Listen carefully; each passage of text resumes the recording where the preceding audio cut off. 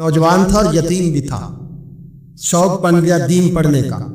मोहल्लेदार इलाके वाले कहने लगे कहाँ से कमाएगा, ना बाप है ना माँ है ना घर है, कहाँ से।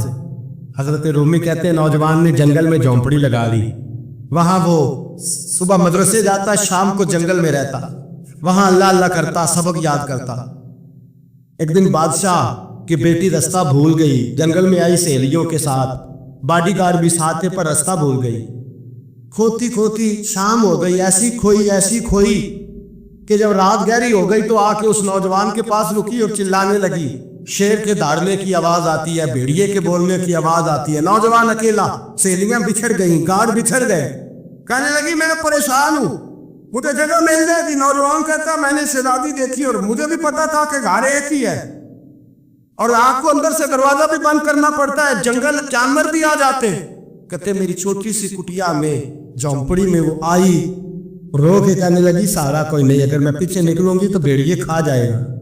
कहते मैंने उसे जगह दे दी। अकेली औरत, चिराग जल रहा है, सबक याद कर रहा हूं। मेरे नबी पाक ने फरमाया जहां मर्द औरत अकेले हो तीसरा शैतान होता है। और शहजादी, वो बच्चा कहता है सबक याद करता रहा सारी रात। वो बच्ची को कहा सो जा, पर वो कहती है नींद मुझे भी कहाँ आई।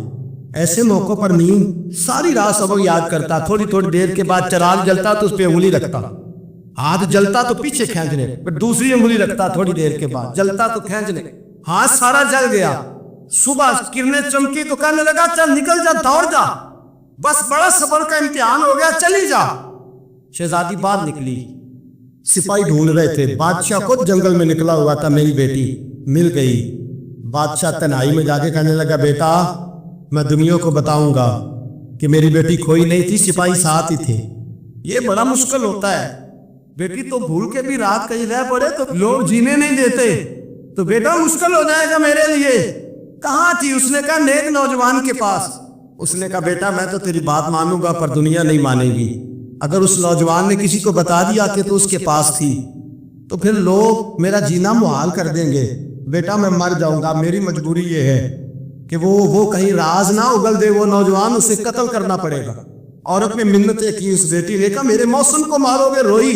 और वो कहने लगा मैं बादशाह हूँ, मेरा अपना वकार है, मैं उसको छोड़ नहीं सकता। गिरफ्तार कर लाए सिपाही। वक्त तय हो गया सजा का। अकेले कारकोशरी में रखा गया, जो उसके खास एतबार वाले थे उनकी ड्यूटी लगाई। बादशाह ने बुलाया, पहले विलम आया।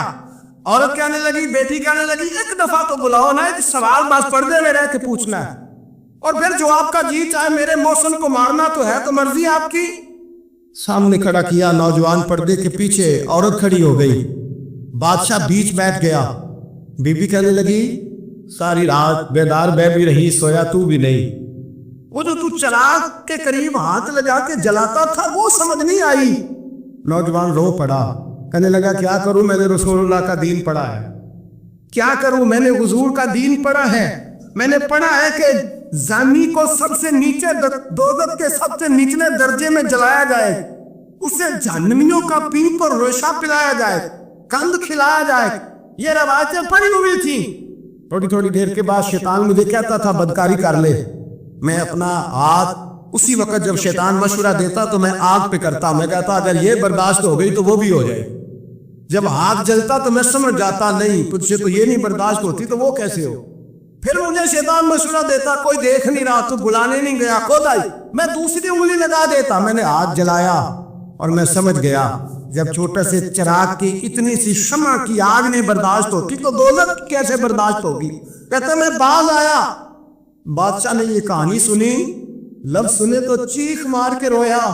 कहने लगा ओ तालिब इल्म, तू तो मेरे नबी का सच्चा गुलाम है और मेरे रसूल के जो सच्चे गुलाम होते हैं उन्हें फांसियां नहीं दी जाती, उन्हें तख्त पर बिठाया जाता है।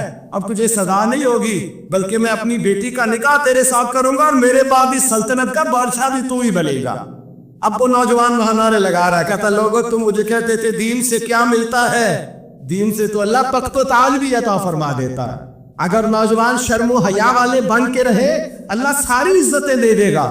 देखे ना, अल्लाह के फजल से इज्जत मिलती है और जब कोई इज्जतदारों जैसा काम ही ना करे